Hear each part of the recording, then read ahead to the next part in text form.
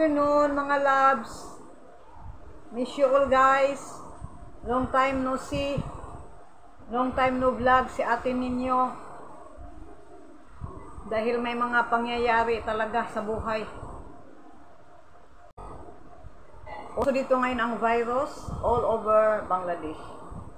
So, ang symptoms, lagnatin ka, tapos pananakit ng body pain, masakit yung mga paa, tapos kamay, tapos ang lagnat naman for 2 days lang, pag walang ibang komplikasyon, maging okay din kaagad ang lagnat. Tapos ang body pain, katulad ko nung last month 26, nag-start ang exam ni Maliha. So, Thursday. So, sinamahan ko dahil dalawang sakay. Tapos, grabing init dito sa Bangladesh. Grabing init. So, andoon kami sa, sa parents' quarter. Wala namang fan, walang grabing init. Ako hindi ko kaya guys ang init. Kaya ko pa magtayo ng 3 hours. Wag lang sa init. Doon ako tinamaan. Kaya pag uwi ko that night, Thursday, pag uwi galing namin ng exam, nakakaramdam na ako ng giniginawa ko, chilling. Tapos, ayun, nilagnat na ako that night. Ang hirap ng lagnat dahil hindi ka makaupo-upo sa banyo. Mabuti yun, Friday, andito si Maliha, wala siyang exam, at saka si Rihanna. So, alalay si Maliha sa akin sa banyo, inaalalayan dahil ang hirap talaga, lalo pa yung namin, banyo, babaang style. Kung taas lang sana, okay lang, mag-upo ka doon. Ang hirap guys, naku, grabe ang Tapos, pag mag-upo ka, grabing sakit. Pag si Maliha naman, kasi matangkad, malaking babae, masyala.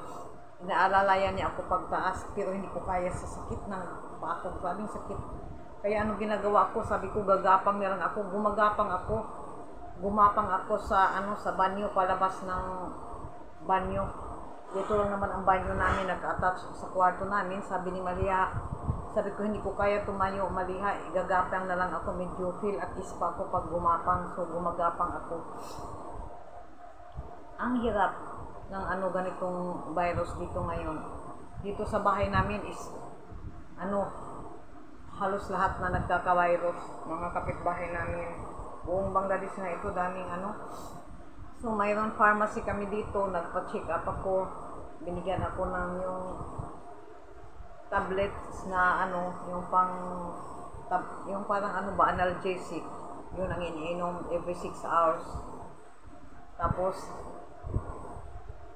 mga 2 days, nawala na. Pero yung body pain, pa. Grabe ang na ito, mga loves virus, dahil ako ngayon, kailan pa, last month pa yun, 26 hanggang ngayon, ma-feel mo pa rin ang sakit ng paa. Matagal mawala yung sakit ng paa. Kaya wala na akong damit, ito na lang sinuot ko, mag-isa lang ito, hindi naman pwede maglabas si Maliha dahil may exam siya, si Rihanna din. So, kaya naglabada ako kanina, masakit ang mga ito, masakit, ganon. Ito masakit paa hanggang ngayon. Tapos, si Maliha naman, last Monday, may exam siyang computer subject.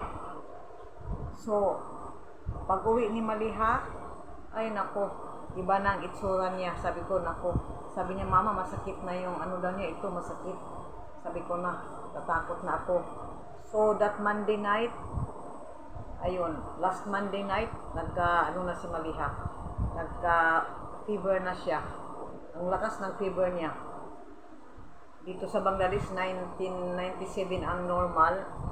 Bumili ako ng thermometer dahil minomonitor ko siya sa gabi dahil grabing init niya. Nagiging 105. Sabi ng pharmacist, pag 105 daw, binigyan siya ng gamot, tapos suppository. Once lang yung suppository. Tapos, Monday siya nagkalagnat, masakit ang mga body pain nga niya, sakit yung mga ganito ang dito ngayon, masakit ang mga paa. So, Monday night, Tuesday night, ay nako, nagdasal na ako, umiyak talaga ako. Sabi ko, nako, pagalingin mo naman si Maliha dahil may exam pa siya ng last Thursday. ma-exam si Maliha. Monday siya nagkalagnat. After 2 days, ma-exam siyang accounting subject. Alhamdulillah,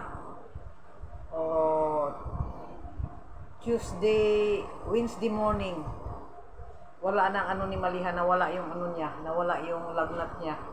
Pero yung sakit sa paa, hindi mag-uga-uga, maganyan-ganyan. Ganito nga dito ngayon ang yung kasamahan ko ngayon dito sa bahay, ayun siya naman ang nilagnat. Kagabi hindi daw siya makatulog. Grabe ang sakit. Di mo talaga, di mo maitulog. Hindi daw siya nakatulog sa grabing sakit ng paa niya sa kakamay. So, alhamdulillah, Monday nakasakit si Maliha ng lagnat. Wednesday morning, totally healed na siya sa lagnat. Na lang yung sakit sa paa, saka sa kamay. So, pagka last Thursday, ayan, nakapag-exam si Maliha. Natakot ako dahil sabi ko, ma-exam pa naman. Hindi nga nag-study siya. Accounting pa naman ang subjects na exam niya nung last Thursday. Bukas uli may exam siya, accounting second part. First part yung dati, ngayon second part. So, kaya ganoon, ayun, sinamahan ko siya. Dati hindi na ako sumasama dahil nagkakasakit na ako pag sumasama sa grabing init. Tapos ngayon, nag-iba naman ang panahon pa, ulan-ulan. So, grabing ulan. Kaya, ayun, na lang ako. Ano ba ito? Mabuti yung kilala ko ditong rickshaw. Ayun, inanahon ko siya, nakikisuyo ako na idalhin na lang niya kami kahit magbigay lang ako ng kaunting pera pa. Dahil pag maulanan, mas delikado. Kaya ako nauulanan ako, kaya ganoon. Wala tayong magawa, ang hirap. So, sinamahan ko siya last Thursday. Pauga-uga pa siya. Alhamdulillah, nakapag-exam din si Maliha. Thanks to God. Tapos bukas uli ma-exam siyang